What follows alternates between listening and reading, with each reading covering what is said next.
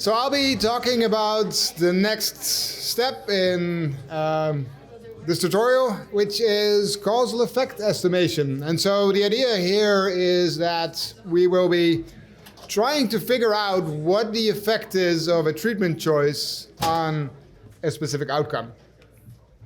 And so to first introduce this topic of causal effect estimation, I'd like to talk about this idea that's called counterfactual reasoning, and I'm going to have some pop culture references in here that I hope I'm not the oldest person in the room, that I'm the only one that knows what they mean. So let's talk about this movie called The Matrix, where we had Keanu Reeves.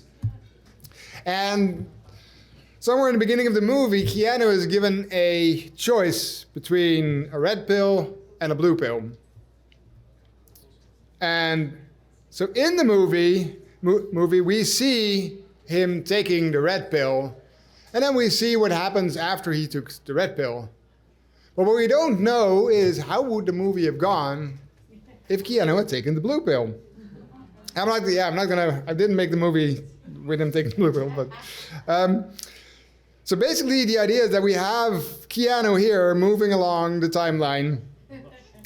And he came to this point where he had to decide, I'm going to take the red pill. And so that's what he did. And so we then, if Keanu is our patient, we can follow him up and see what happens after he took the red pill, after he made that choice. And then we can see, what was the outcome of that? And I think, at least in the movie, I think he ended up reasonably happy. Although I would assert that the Matrix probably was a more friendly place to be. But anyway. So, but how do we know now what the effect was of that choice that he made? Well, if we really want to know the counterfactual, the only way to do that would be to put him in a time machine, go all the way back, and then have him make the different choice, take the blue pill, and then follow that patient up for a while and see what the outcome would have been under that condition. So that is the only way to actually do a full, proper counterfactual estimation. Yes?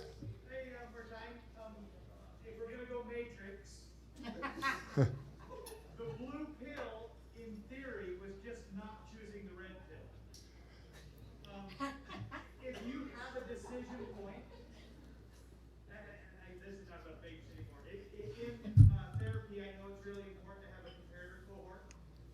But is it possible if you come to a place where you could have got a red pill, but you said no, that you could use the no red pill as your comparator and still meet the counterfactual, or does that not? All right, so we're now very quickly diving very deep, but let me try and answer your question, Scott.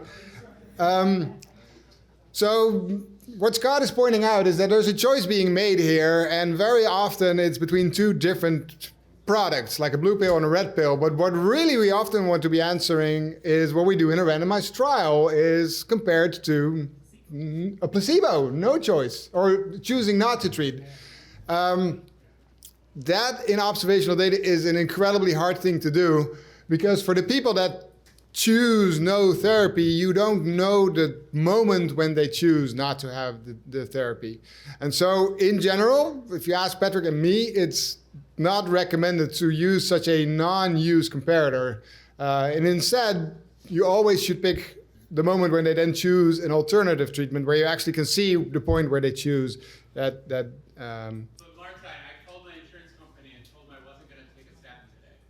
Yeah, so if that's in your record, then we could use that. So there are specific conditions where you might actually infer when the point, when the choice was being made. But in general, it's just not a good idea to use a non-use comparator, even though that is what a lot of people want to do. So just already foreshadowing that are going to be our conclusion. Past objective diagnostics, I'd be okay with that. Okay, yeah, if you pass your objective diagnostics, then we would be okay with that. But what you'll see is that you will not pass objective diagnostics, which is a good thing why we have them. All right, so that's the proper way to do it. Yep, you have a question? Yeah, well, it could be that you were diagnosed with a condition and then there's no drug. So would that count as control? So, but usually the choice to treat is not made exactly at the point of diagnosis. But if you can make that assumption, then that would be a valid point, a valid thing to do. If you know that is the point where that decision is made. Yeah, usually there'll be a time window where somebody would Well, but then you have a time window. That's already shaky, because then what is the exact date? We do need an exact date, unfortunately, for all of this to work. So anyway, like Patrick said, you can try it out, but if you fail the diagnostic, then don't do it. All right, so if we had a time machine, I could stop here and we'd all be doing this. Unfortunately, we don't have one. Oh, and to point out, so that point when a decision is made is usually what we call the index date or day 0. Anything before that is what we call baseline patient history. And after that is follow-up when we observe any outcomes that might occur after that decision. Oh yeah, if we want to do this, we usually don't do this for a person. We usually want to have the effect of a drug in a whole population. So I'm not going to go the whole animation. So suppose we now have a group of people where we do this for, we have them make one choice and then we take them back in time and we have them make the other choice, and then we can actually summarize across this group of people, and then we can, in this case, see that, well, the groups of people who were taking the one drug were exactly the same as the people taking the other drug, because they are the same people, we took them back in time. And we also can have a summary of the outcome of people that took the one pill and what happened when they took the other pill. And in this case, it seems like the blue pill is having slightly more negative outcomes. And so then we can say, well, it seems like the red pill might be a better choice. And so that's what we call a population level average effect estimate. So we don't have a time machine. So what do we usually do? Well, usually we do a randomized trial. So now we just flip a coin for every person to decide whether they take the red pill or the blue pill. And then we assume that the one group is serving as a counterfactual for the other group. Because for the people that took the red pill, we never saw them take the blue pill. So that's why it's called counterfactual. Wasn't fact that they took the blue pill, but we're trying to infer what would have happened. And because of the randomization, at least in theory, when you have a large enough sample, that means that those two populations will tend to look about the same. You have the same amount in this case as skinny people, fat people, and people in between. And then you can do the same thing as you could do when you had the time machine, is compare the outcomes between those two groups. All right, but we're here talking about observational data. We can't randomize. So what is the next best approximation of the counterfactual that we would like to do?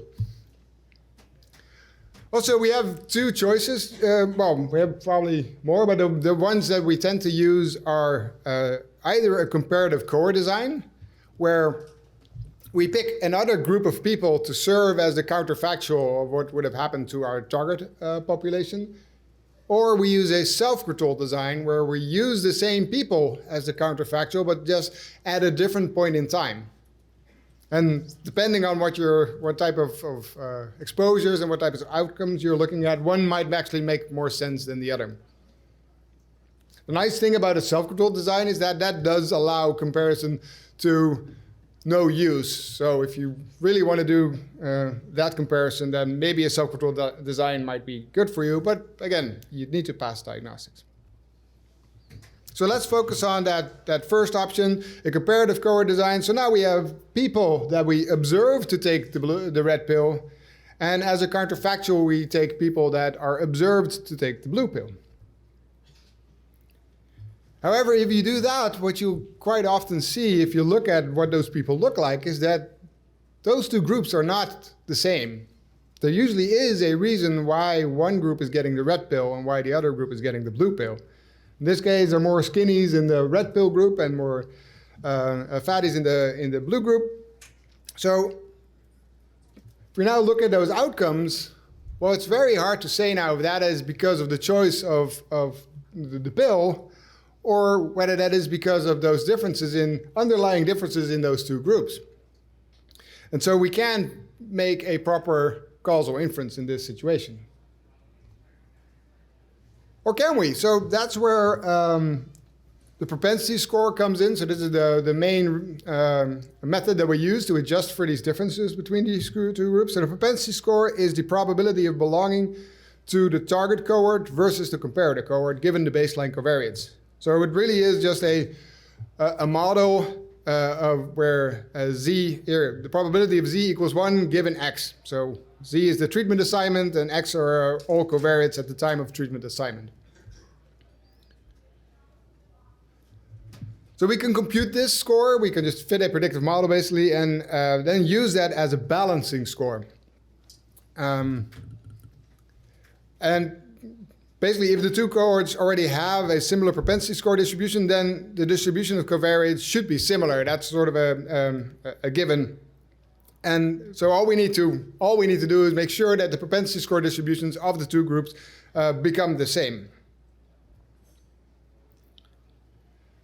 One thing I'd like to highlight is that in OHDSI, we tend to use a specific type of propensity score or a specific type of fitting such a propensity score. The traditional approach is that you have an expert select a handful of variables that they believe are potential confounders, and they use that as a predictor for treatment assignment. In OHDSI, we use all data prior to treatment assignment. This includes all conditions, drugs, procedures, observations, and whatnot. And so any concept basically that is observed in the common data model in that time prior to the treatment choice, that is used as a predictor in this model.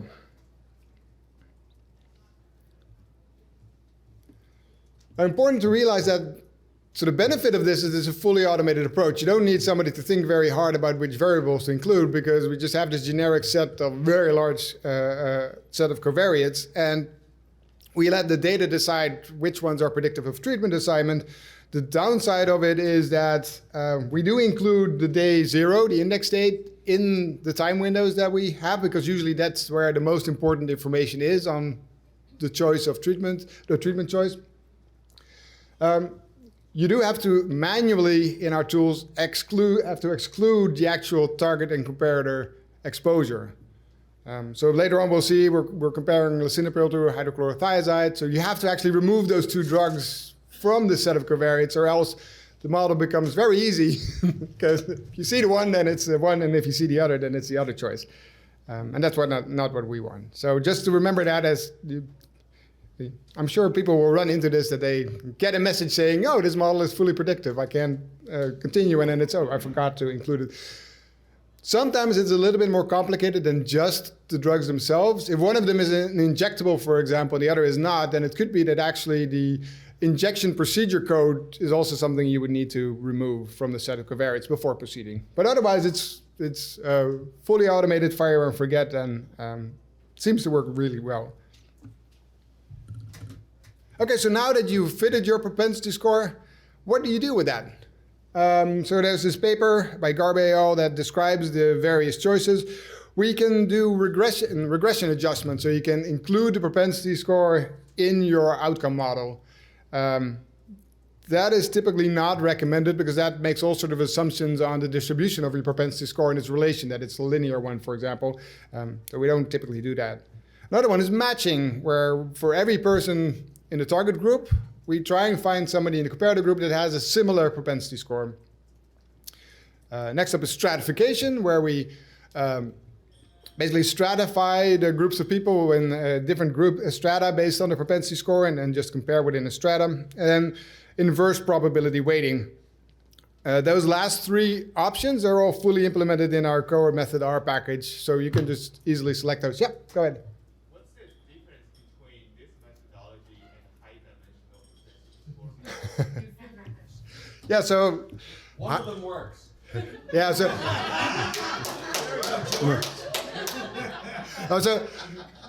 so this is a bit of a history here. So high-dimensional propensity scores is not just referring to the fact that you have a propensity score based on a high-dimensional data set. It is actually almost a trademark from the Harvard group on their specific approach. That involves a lot of, I would say, wishy-washy assumptions, and there's no guarantee, for example, that their models will converge, whereas for ours there is. So I would say large-scale propensity score is different and superior in my opinion, and so I would recommend you use that. A major difference is that a high-dimensional propensity score, as proposed by Harvard, you typically have hundreds of covariates that you end up putting in your model because that's the max that you can put in a non-regularized regression. And here we just throw in tens of thousands, sometimes 100,000 covariates. So there is a very clear distinction between the two approaches, but the terminology, like I said, has also a bit of a history behind it. So we never use the HTPS term here. So all three options are implemented, so you can just turn them on and off with a flick of a switch, as I'll show you later on. Inverse probability weighting is very popular. We have some empirical evidence that demonstrates that time and again that it actually doesn't work very well in eliminating confounding. So I tend to avoid this. You're welcome to try it, but then you should look at the diagnostics and see that it probably doesn't work also for you. But if it does, then that's actually a great thing. So matching, the idea is pretty simple. So if you have a skinny guy, you match him up with a skinny guy. If you have a big guy, you match him up with a big guy, etc. And then you remove everybody else. So this tends to cost you some statistical power, but in the end, you have perfectly comparable populations, and then now you can do your proper causal inference. Stratification, similar. The big guys are in the same strata as the big guys, the skinny ones in the same strata as the skinny ones.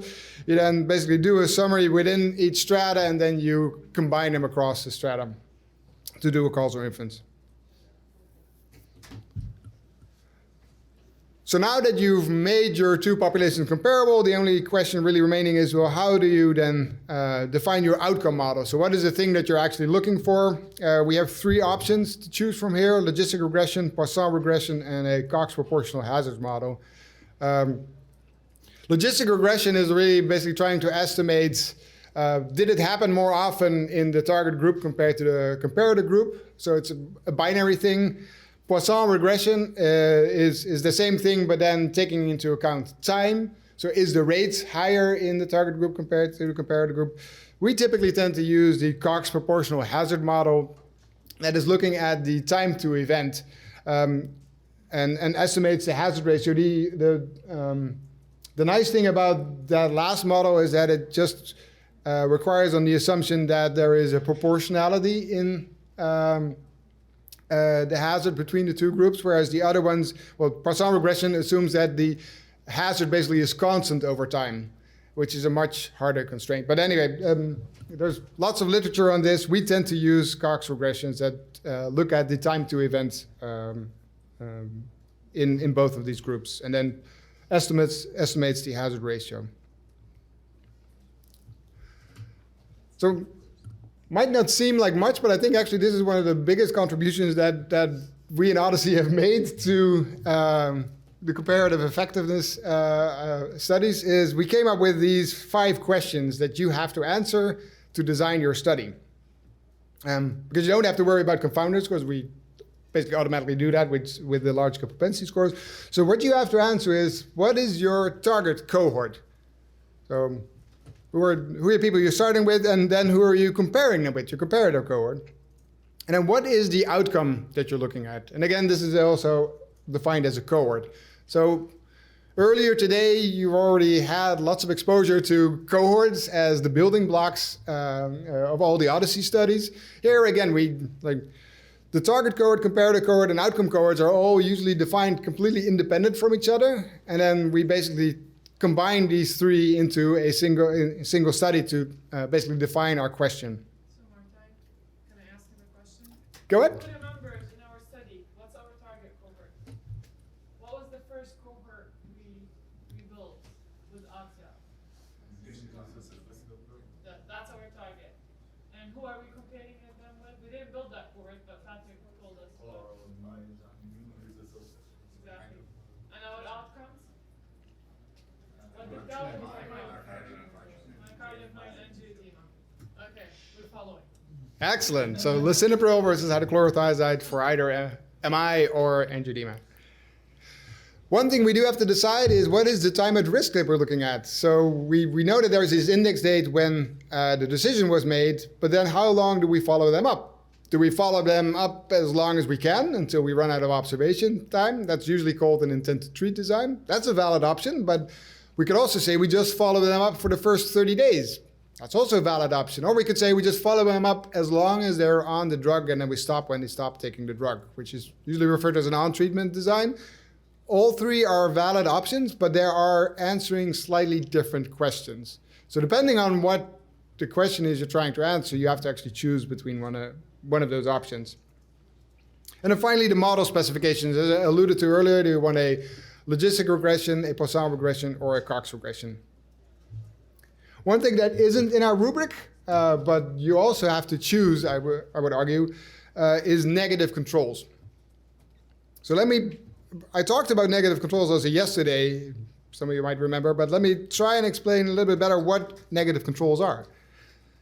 So there's this study by Zaatstra and colleagues that use negative controls. What they first did in this study, they were looking at the relationship between childhood diseases and multiple sclerosis.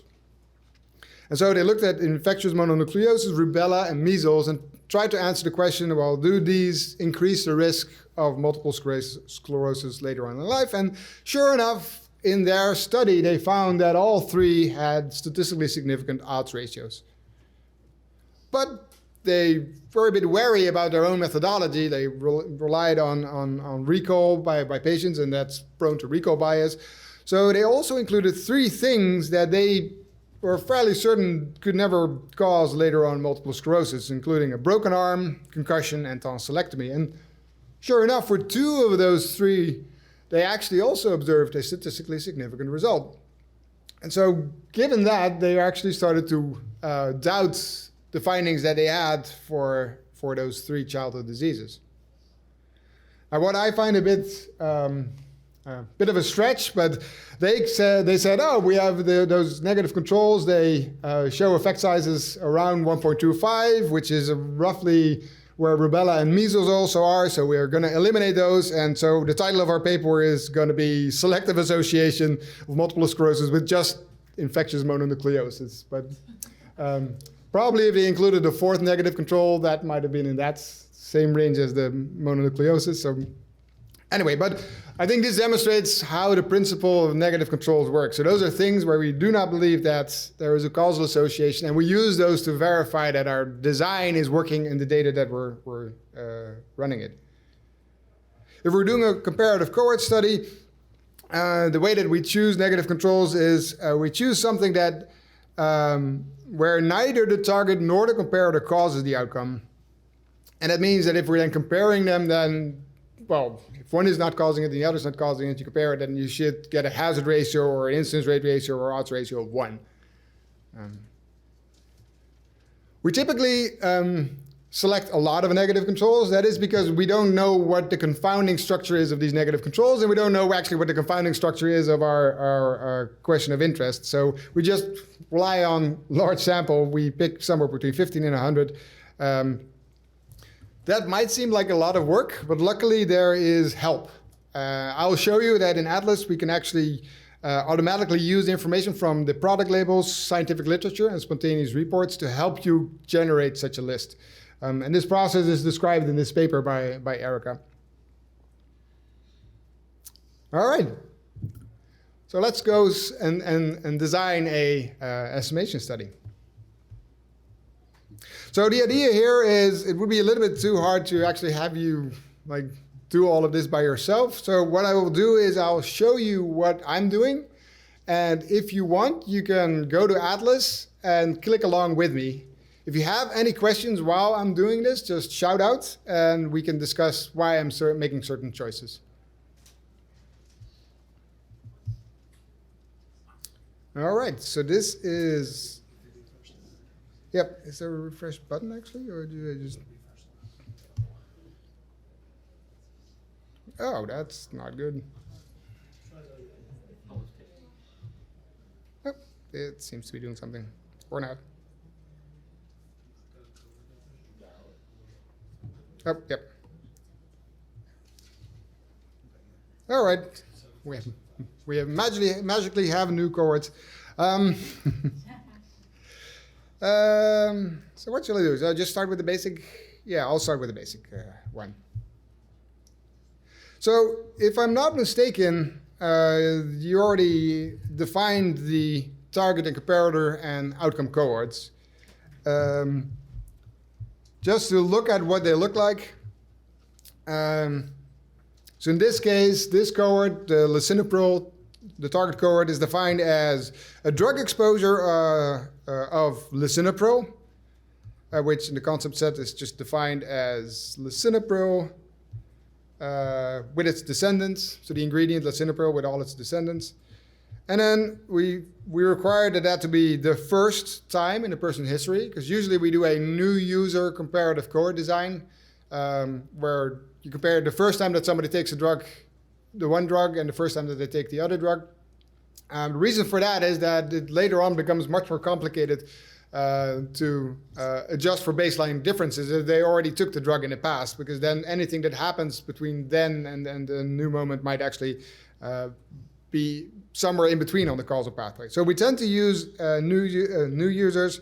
We require that there is at least 365 days of prior observation. That's because we need to capture all those covariates that we want to put in our propensity model. We also want it to be just lisinopril for hypertension, but I guess there are other indications. So we require that they have a code of hypertension within the 365 days prior. Now, what is very important is that if we now go to, it lost the list again. I'll just say it. If we now go to our comparator cohort, it's very important that that cohort actually is exactly the same as our target cohort, except for the drug. So we should have the same constraints. We should require it to be the first use. We should require 365 days prior. We should require prior hypertension. And the only thing that should be different is that one is lisinopril and the other is hydrochlorothiazide. Any thoughts on why we need to do that? What if we require hypertension in one group and not in the other? You're making them the same, aren't you? Because you're trying to do the... Yeah, then it becomes a weird, like, is the question then, are you comparing people with one drug or the other, or are you comparing people that have hypertension to people that don't?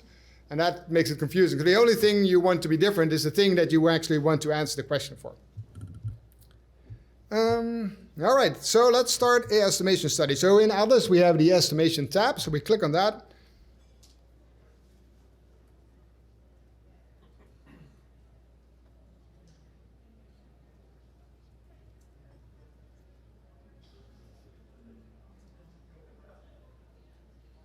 All right. Can I just, yeah, all right, click the new button. Oh, yeah, that works. So this is our PLE tutorial study. All right, so we have several things that we need to fill in here. The first one is the comparison. Well, that seems pretty obvious. We add a comparison. The first question is, what is your target cohort? So we click on open, and we're still not seeing any cohorts.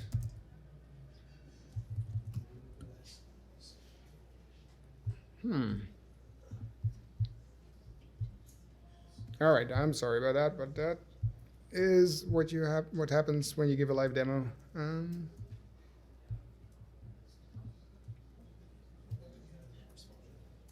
Oh, it's Web API. All right, what I will do, maybe.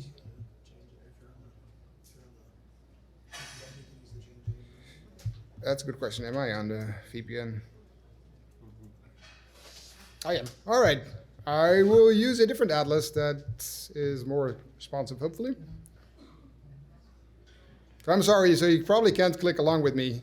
I think they are clicking along, which is why you're hitting it. Oh, okay. Why are you all clicking along? Now it's not working. All right. So this is a different atlas environment, but it works the same as the other one. So our PLE, If you give me 2 minutes, I'll put that. they're already in, no worries.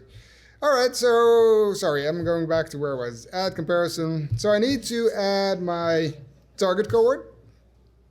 Now this is gonna take a while because there's a large test. There we go. So we're looking for our lisinopril. Oh, lisinopril.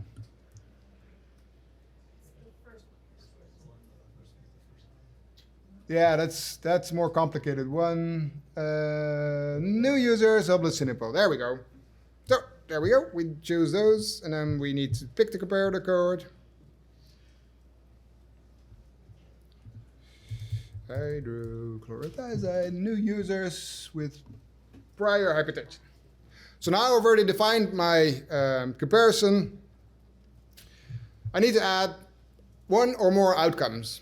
So because doing the comparisons and fitting the propensity model is the heavy lifting, we can look at one outcome, but we can look at many more. So in this case, we have our two that we talked about.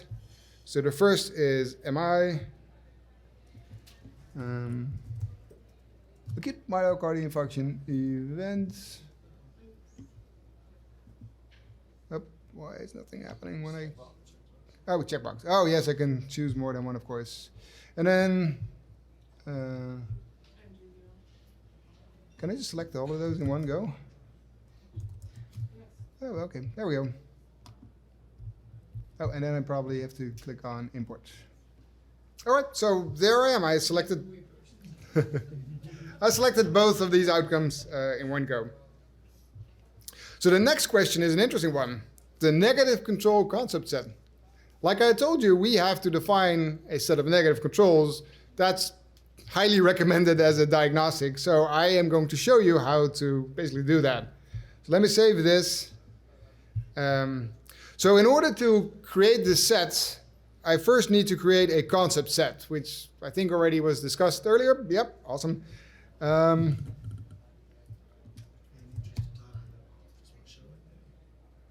just really briefly want to show how you find them. So we already have a concept set, but it would be very easy to create one. That just has these two drugs, lisinopril and hydrochlorothiazide, with all of their descendants. Then in Atlas, you'll see this Explore Evidence tab. And what I need to do is I click on Generate.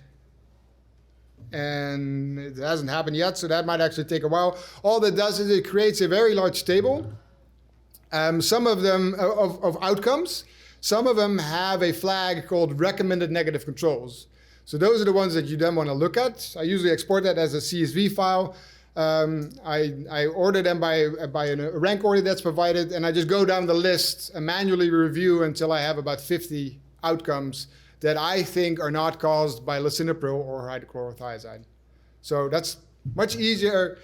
So those are all outcomes that are not listed in the labels, in literature, and in the product label. So that's already probably a good place to start. Luckily, we already did that work. So there is a set of negative controls, which we also store as a concept set. So Patrick already created this for us. So here you see, how many was this? 111 negative control outcomes that we selected that we believe are not caused by either of these drugs. One important thing to note is we should not include the descendants here because we want to create basically a mini cohort or actually a full cohort for each and every one of these concepts, but not also one for all of their descendants. So going back to my estimation that I was defining, I was working on the comparison. The question was negative control set, so now I can just select that concept set that I just showed you.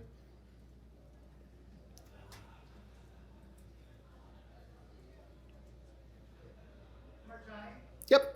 You mentioned that Patrick already created it. If he didn't, what is the other way that Atlas might help you find negative controls?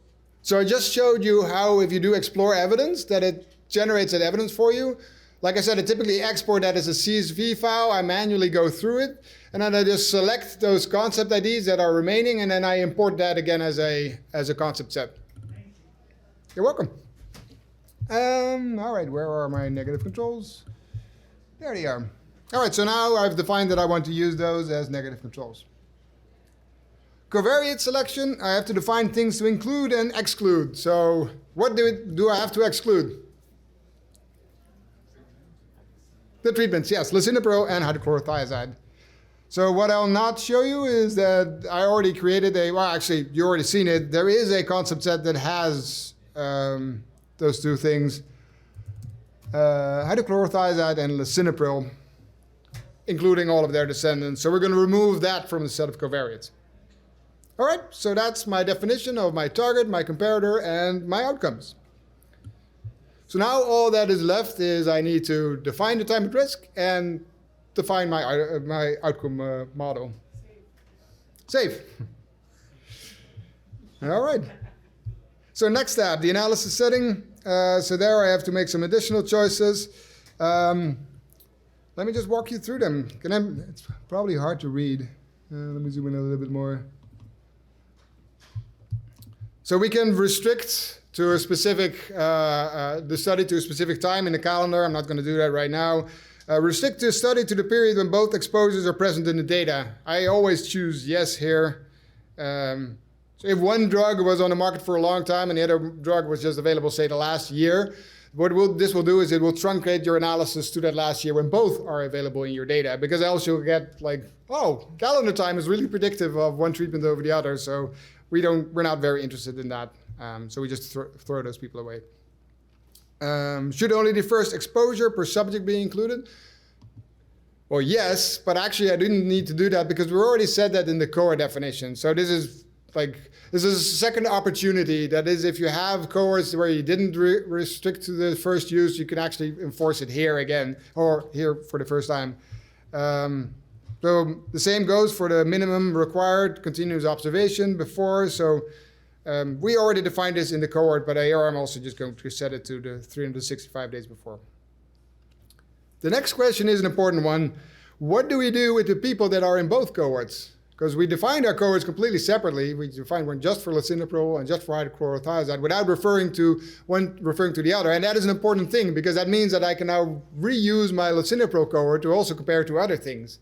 Some people like bake all this into the cohort definition itself, like not on hydrochlorothiazide, but that's not something that we want to do because then we can't reuse our cohorts. But now we have in cohort method, we have to decide what to do with those. So what should we do with that? This one. So should we either keep all, so we just don't care that they're in both cohorts and just treat them as actually independent person, just at different points in time they're on one or the other? Do we want to remove those completely, those people that are using one drug or the other? Which is the cleanest maybe, but that actually can introduce a separate bias. Because those people tend to be failing the first one and therefore going to the other one. And that might actually be the most interesting patient. So we typically do keep first. So whatever drug they're taking first is the one that we assign them to. Then the question is, well, if they're in multiple cohorts and we're keeping one of them, do we want to censor when they go to the other cohort? That might be a good idea. Then do we want to remove people that had the outcome prior to taking the drug? And so this is a decision that you have to make, whether that is something you want to look at.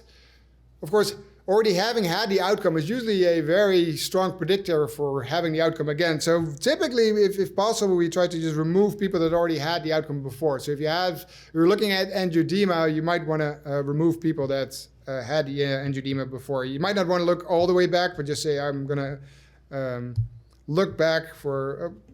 I'm going to do 365 days for the angioedemas. If they had it longer back than that, we'll keep them. Yes? I have the feeling that a lot of things you're doing right now, we're doing double, right? Because we did them before, and now we're doing them again.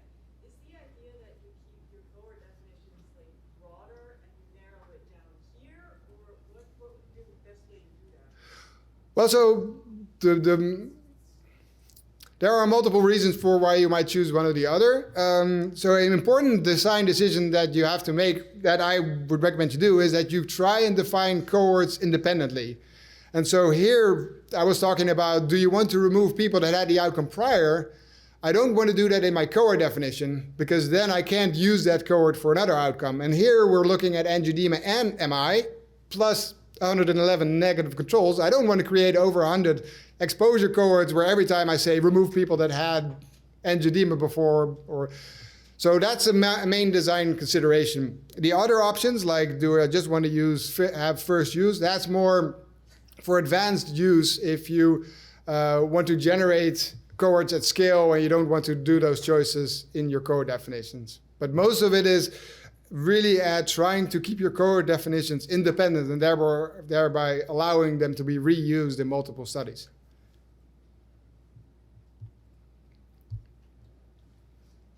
Okay. Well, there's not that much left. We have the time at risk that we need to decide. I'm going to not include the index date itself. I want to follow them up from the day after treatment initiation all the way to cohort end date, which for our cohorts we defined to be the end of exposure. So this is a non-treatment design. We're just going to look while they're on the drug, what happens to them. I need to decide what to do with my propensity score adjustment. Do we want to trim them? People that have very high probabilities of one drug over the other, do I want to trim them? We usually don't do that. I'm going to use matching, and I'm going to use one-on-one matching. So for every person in the target cohort, I'm going to select at most one person in the comparator cohort.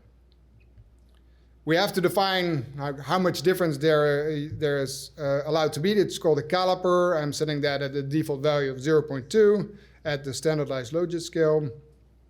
I'll leave all those other options. And then I have to just pick my outcome model. And like I said, I prefer to use the Cox proportional hazards model. Then we have a bunch of other options. Do we want to include those covariates that we used in our propensity model also in our outcome model? I'm moving ahead a little bit fast, but I'm going to say no here. In general, you don't want to do that just because we don't have enough power to do that, because the outcome tends to be rare. Do we want to use inverse probability weighting? Nope. And do we want to use a regularized regression? That's actually not very relevant here. Sorry. The most important choice in this field here, or this section here, apart from which model you're using, is this one. Should the regression be conditioned on the strata? Adds a little bit of statistical lingo here, but basically if you're doing stratification, you have to actually condition your regression on the strata for the stratification actually to have an effect. If you're doing matching, if you're doing one-on-one matching, actually you don't have to condition the model on the match sets, but if you do variable ratio matching, so one person can be matched to more than one person, you actually also have to do that to have a valid estimate. The nice thing about one-on-one matching is you don't have to do the conditioning, which means you actually end up having more power than if you do variable ratio matching. All right, so that is all I had to do to design my study. Martijn, quick question. Where did you remove lisinopril from the propensity score on day 0? Yeah, so that's what I did. I did that in the comparison definition. There I had the option to exclude things. I actually have two places where I can exclude things from the model. One is here when I'm defining the comparisons, and the other is when I'm defining my propensity score, use of the propensity score. In this case, these variables are specific to the things I'm comparing, so it makes most sense to do it here. If I have multiple comparisons, if I compare to other drugs, then I want to remove different things for another comparison, so that's why I usually do them at this level. All right, well, I'm really running low on time, but now that I've done this, I can go to utilities and I can click on, I need to save. I can click on download. I need to give it a name. And then I can download a R package that fully implements this study. If we had more time, I could show you how I import this package into our R environment and then run it against the database that we have. But unfortunately, we don't have that much time. So what I would like to do is show you what then happens. So this will run for a while, and that's why we're not having you do it. I think it took about 7 hours to run against this data. like fitting a propensity model. It can be with tens of thousands of covariates, can take a while. But what you end up getting is a Shiny app that holds all of the results. And so this is that Shiny app. And there's no way to zoom in here. That is not nice. Let me see if I can very quickly change that.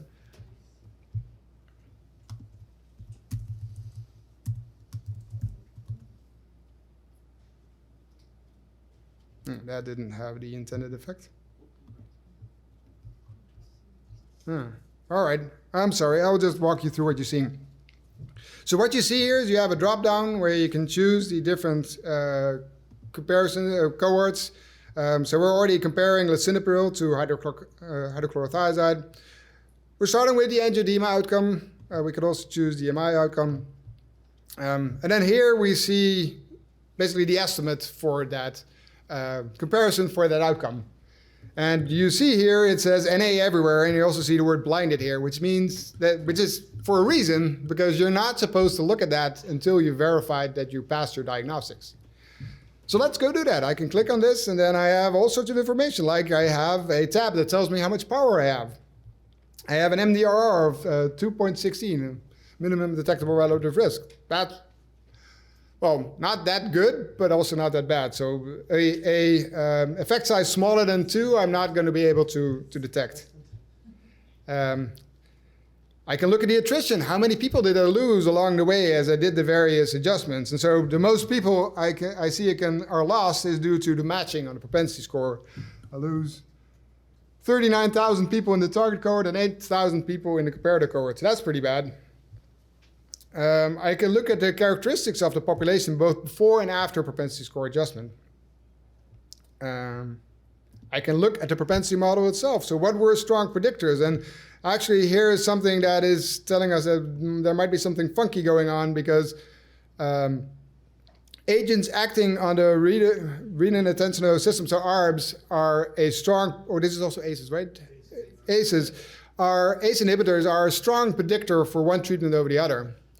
We were looking at first use of lisinopril, but it doesn't mean that they couldn't have had other ACE inhibitors in the past.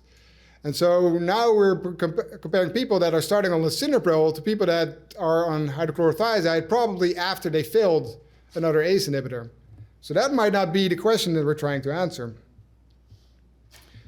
If we look at the propensity score distribution, we actually see that sort of reflected here. So the propensity score distributions are not that overlapping as maybe we'd like. We currently, in this version of the app, don't have the equipoise score that I talked about yesterday, but this is not good equipoise, I can tell you. We do achieve good covariate balance, so we do see that there are some covariates that are very much out of balance before we do a propensity score adjustment, but the propensity score adjustment does a good job of eliminating all of those differences. And then finally, we can look at systematic error. So we went through the trouble of selecting all of those negative controls. Those negative controls are shown here. So we have 92 estimates. That's not the 111 that we started with, but that's because some of them we just didn't have enough power to produce an estimate. So what you see here is that before calibration, 92.4% of the confidence intervals included 1. For negative controls, you would expect that to be around 95%, because that's how we define a confidence interval. If the null is true, only 5% of the time should it be outside of the confidence interval. The calibration brings it up to 97.8%, but that's not a big difference. So we already were pretty much unbiased to begin with. So that's telling us the propensity scores were actually doing their work. But we still have this question, well, do we really want to look at people that have prior ACE inhibitors in the one group and compare them to the other? And so another thing that we could have done to make them more comparable is restricted to first-line therapy. So we could say neither the lisinopril cohort nor the hydrochlorothiazide cohort is allowed to have any hypertensives in the past. Now we could go even further and say we only look at monotherapy. So we also don't want other antihypertensives on day 0. And so Patrick and I went through this game, and actually only if you do that, do they actually become comparable. All right, I think I ran out of time. We need one more minute to show the other app if we want to, just so they can actually see what the estimate is. Yep. All right. So like I said, Patrick and I did this. we put the app of that new study where we're restricting to first-line therapy and to monotherapy only. And so we put it on data.odyssey.org, so you can all play with that if you want to. And so now you see that I've chosen to unblind, and so now we have an estimate for angioedema before, for example. The calibrated hazard ratio is 1.73. It's a pretty wide confidence interval because we actually had to throw away or lose a lot of people because of the extra restrictions that we made. But now if we click on that, we also see that the propensity score distribution looks a lot better. So equipoise is defined as the number of people with a preference score between 0.3 and 0.7, and we see that actually quite a few people fall within that region. So this finally is a study where we pass all of our diagnostics and that we actually feel confident in looking at the results. And the Kaplan-Meier plot. Yeah, that's a little bit underwhelming for angioedema because we don't have that many outcomes. Let's also look at acute MI. I would expect we have more for that. Oh, there you go. All right. Any questions?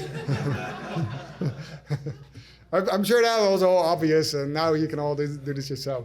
No, but I hope you do have an idea of how to at least start thinking about these studies. There are tutorials, for example, in the Eden Academy that go in depth into this process. So, any questions? Actually, can I ask a question to that? Hands up, who has been on and has used courses on the Eden Academy? Okay, we've got a way to go yet. Well, let me advertise the Eden Academy. We have lots of courses. Perfect. All right. Well, thank you very much for your attention.